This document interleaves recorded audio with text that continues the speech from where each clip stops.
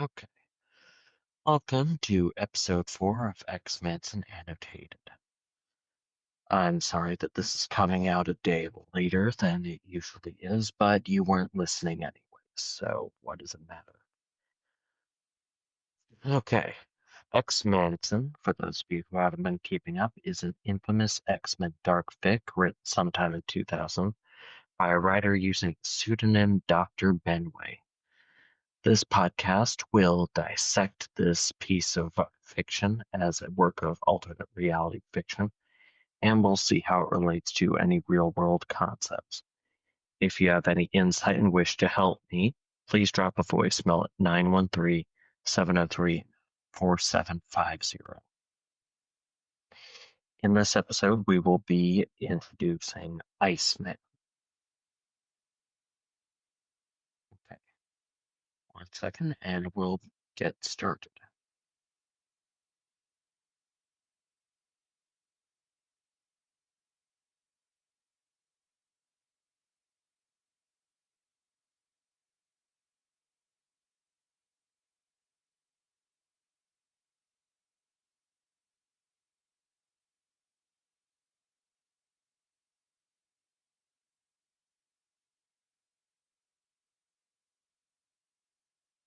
Shot of a middle-aged, paunchy, balding man with a permanent 5 o'clock shadow who is wearing a bright red sundress.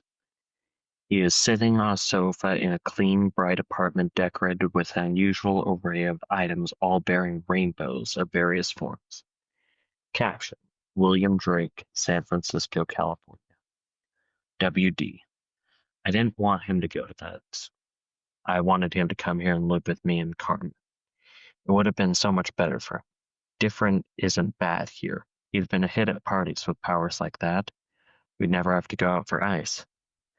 Shot of a middle-aged woman with big blue hair wearing a bright blue suit. Her apartment is cold, gray, and spare. There are plastic there are plastic covers on the arms of the sofa on which she sits. Madeline Drake, Perth Amboy, New Jersey. MD. Carmen. His name is Gilbert Weinstein, and he used to be our plumber. I mean, our house was old. I knew it needed work, but I never suspected, not once, not until I came home from my sisters in Fort Lee and found them both wearing my old dresses in the guest bedroom. Naturally, I filed for divorce. Shot of W. Drake. WD. She took me to the cleaners, got the house, got custody of Bobby, and I didn't even get visitation rights. He had to sneak out of the house to call me. Shot of N. Drake. What would you expect? The man is a pervert. Shot of W. Drake. WD. Pervert? Huh. Carmen and I have a stronger relationship than I ever had with that spitting cobra. 15 years we've been together. Bobby wanted to come and visit, but she wouldn't let him go. Shot of M. Drake. MD. He turned Bobby against her. Shot of W. Drake. WD. I turned Bobby against her. What about Laszlo, the only het hairstylist on Staten Island? Shot of M. Drake. MD. Robert never got along with Laszlo. He used to make Laszlo upset with all those stupid jokes. Then he told all those lies about Laszlo. It was more than I could put up with. Shot of W. Drake. He used to phone me up crying, saying he wanted to run away and live with me. In the end, I took her to court.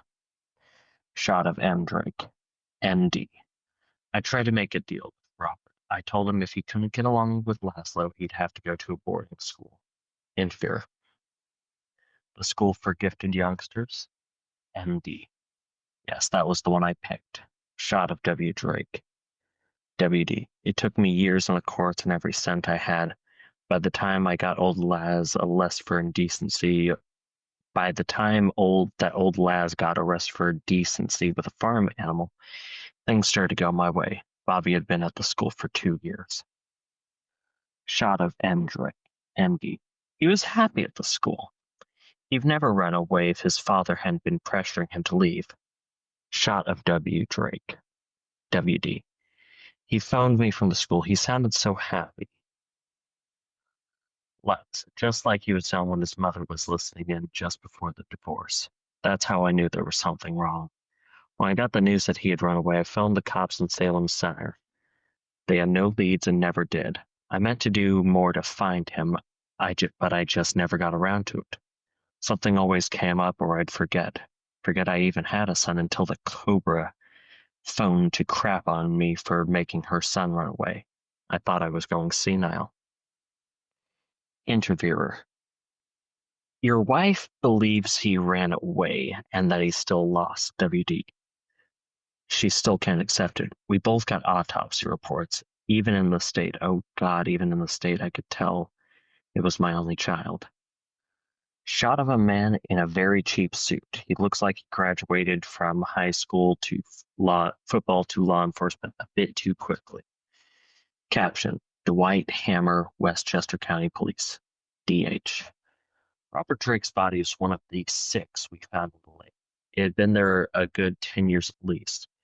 It was wrapped in canvas and chains. They weighed it down with concrete blocks. The divers missed it, and we only found it when we started dragging the lake.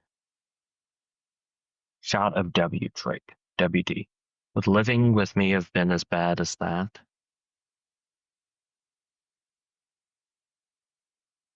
Okay, let's go over what we know so far.